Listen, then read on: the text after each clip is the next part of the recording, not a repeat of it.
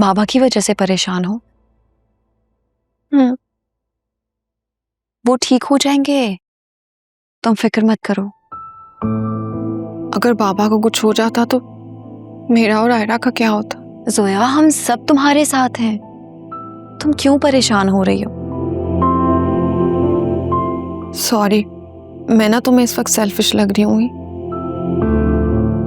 लेकिन एक यही वजह थी जो असफर से दूर ना करने पर मजबूर करती थी मुझे। जोया, हमेशा तो कोई भी इस दुनिया में जिंदा नहीं रहने वाला।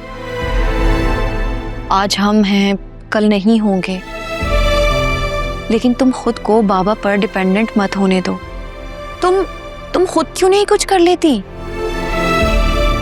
मैं क्या करूंगी, मेरे पास तो तालीम भी नहीं है।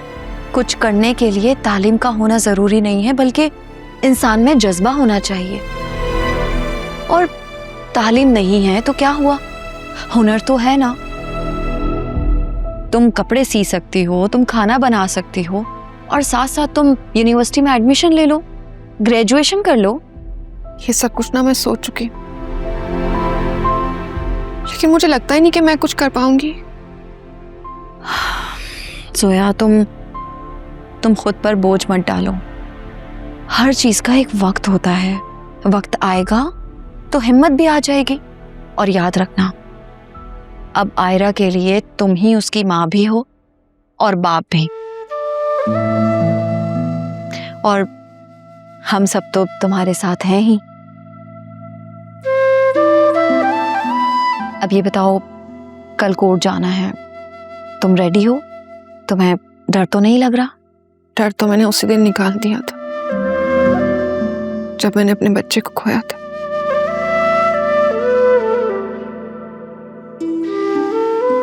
सोया, जो चला गया उसके लिए क्या रोना, लेकिन जो है उस पर ध्यान दो। ठीक कह रही। चलो अब मैं चलती हूँ, काफी लेट हो गया है। मेरी सास को ना मेरी फिक्र होने लग जाएगी। आ जाओ। चलो मैं तुम्हें छोड़ के आती।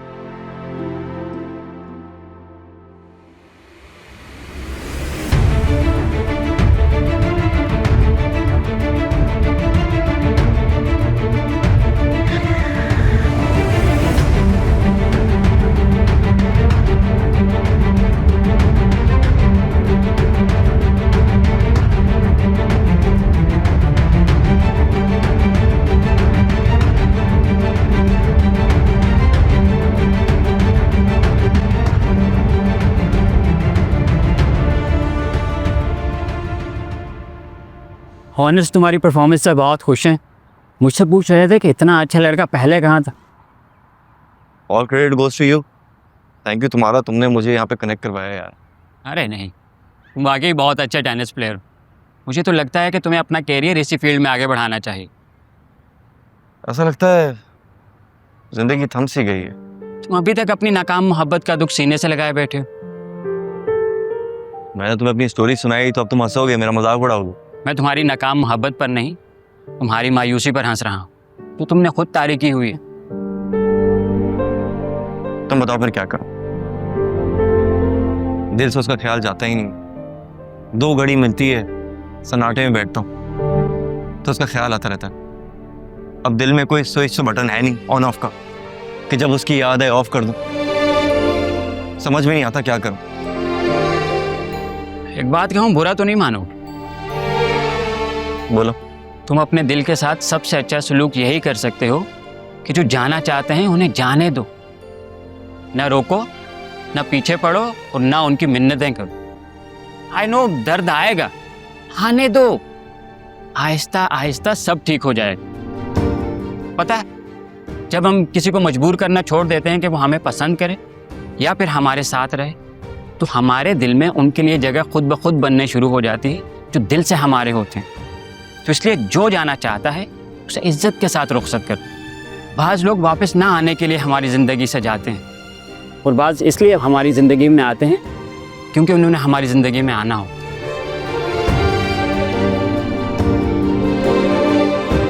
कहना बहुत आसान है, करना उतना ही मुश्किल। हाँ, मुश्किल तो है लेकिन नामुमकिन नहीं। तुम एक काम करो, तुम शादी करो। शादी से बड़ी डिस्ट्रैक्शन इस दुनिया में कोई नहीं। चलो चलो। हाँ ना, मैंने तो अल्लाह का शुक्र अदा किया है ये सब कुछ देख। हयात साहब, कभी तो अपने फोन की जान छोड़ दिया करें। हम लोग बातें कर रहे हैं, आप सुन ही नहीं रहे। अच्छा, अरे आ जाओ आ जाओ। तुम क्यों रुक गई वहां? तुम तो ऐसे रुक गई जैसे यहाँ कोई तुम्हारा दुश्मन बैठा हुआ हो। अस्सलाम वालेकुम। आलिया तुम कब आई? और अंकल की तबीयत कैसी है? जी जी, अल्लाह का शुक्र है, पहले से काफी बेहतर है बाबा। फिजा उनका बहुत ख्याल रख रही है। माशाल्लाह, अच्छी बात है बेटा। अब घर में डॉक्टर हो तो ये फायदे तो होने ही हैं। मेरी भी बड़ी ख्वाहिश थी कि ज़ुनैरा या अकरम में से कोई जो है वो डॉक्टर बने, लेकिन ऐसे के अलावा दोनों निकम्मे हैं बेटा। अब ऐसी भी कोई बात नहीं है, सबका अपना अपना इंटरेस्ट होता है। खैर, मैं बेटा किस दिन चक्कर लगाऊंगा उनकी तरफ। हाँ भाई, हो आइएगा, वरना बाद में ये बुराई आ जाती है कि समझाने में से किसी ने पूछा नहीं। और तुम भी ना असलम साहब से कहो जरा एक ड्राइवर ही रख लें। अब साल 1.5 साल में 2 एक्सीडेंट करा के बैठ गए हैं वो भी। जी अंकल, आप जरूर आइएगा, बाबा को बहुत खुशी होगी। जी जी, अंदाजा है मुझे बेटा। बल्कि हाँ, आप भी बहुत खुश होगे क्योंकि आज हम सब बहुत खुश हैं। अकरम का रिश्ता तय करने हम लोग। माशाल्लाह, आप सबको बहुत बहुत मुबारक हो। हाँ भाई, मुबारक वाली बात तो है। हम सब तो बहुत खुश हैं। हम सब ने मिलकर जाना है वहाँ, और तुमने खास चलना है हम सब के साथ। ऐसे मौकों पर बड़ी बहू का होना बहुत जरूरी होता है। जी जी जरूर, मैं चलूंगी। ठीक है बेटा, जाओ आप आराम करो। जी, बस मैं चेंज करके आती हूँ।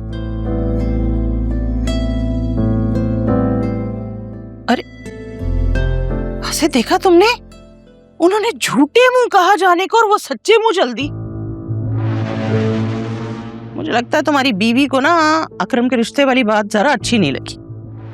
वो तो चाहती थी कि मेरे बच्चों की जिंदगी के सारे फैसले अपने हाथ में ले ले, खुद करे। लेकिन मैं ऐसा होने नहीं दूंगी हरगिज़।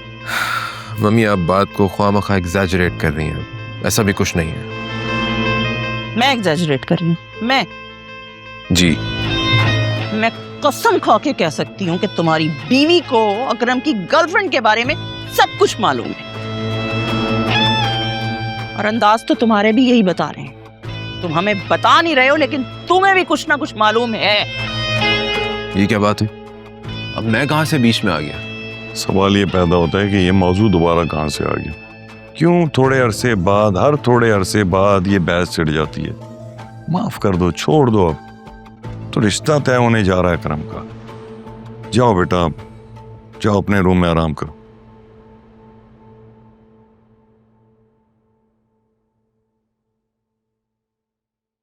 हयात साहब, मैं बता रही हूँ आपको, मेरा तजर्बा गलत हो सकता है, लेकिन मेरा शक हमेशा दुरुस्त होता है। मैं जो सोचती हूँ वो हमेशा सच साबित होता है, और ये बात आप जानते भी हैं और मानते भी हैं। बेहतर।